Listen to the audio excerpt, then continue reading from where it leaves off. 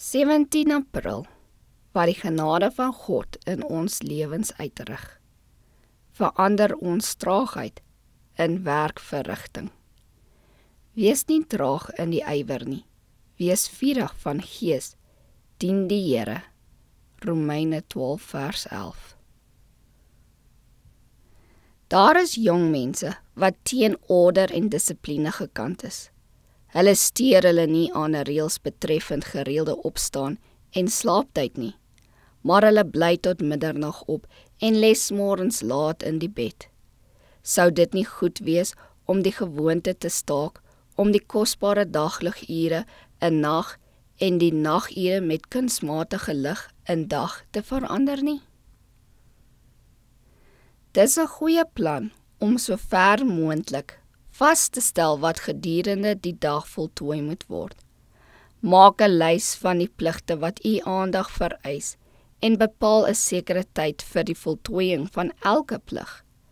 Laat alles deeglik, netjies en vinnig afgehandel word.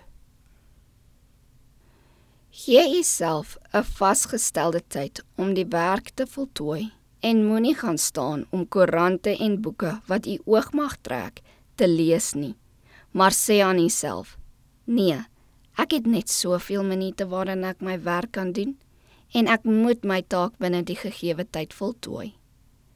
Laat diegene wat van nature stadig beweeg, traag om aktief, vinnig en energiek te wees en om die woorde van die apostel te onthou. Wees nie traag in die ywer nie, wees vurig van gees, dien die Here. As u verslaaf is aan stadige, trae bewegings, as u gewoontes van die lui-soort is, sal u 'n kort werkie lank uitrek. En dit is die plig van mense wat stadig is, om hulle te hervorm om meer uit te rig. As hulle dit doen, kan hulle hul omslagtige, draaierige gewoontes oorwin. Ernstige volharding sal u die voordeel gee sodat u kan oorwin, want hy wat stry om in en deur die genade van Christus te oorwin, sal deur God verlig word.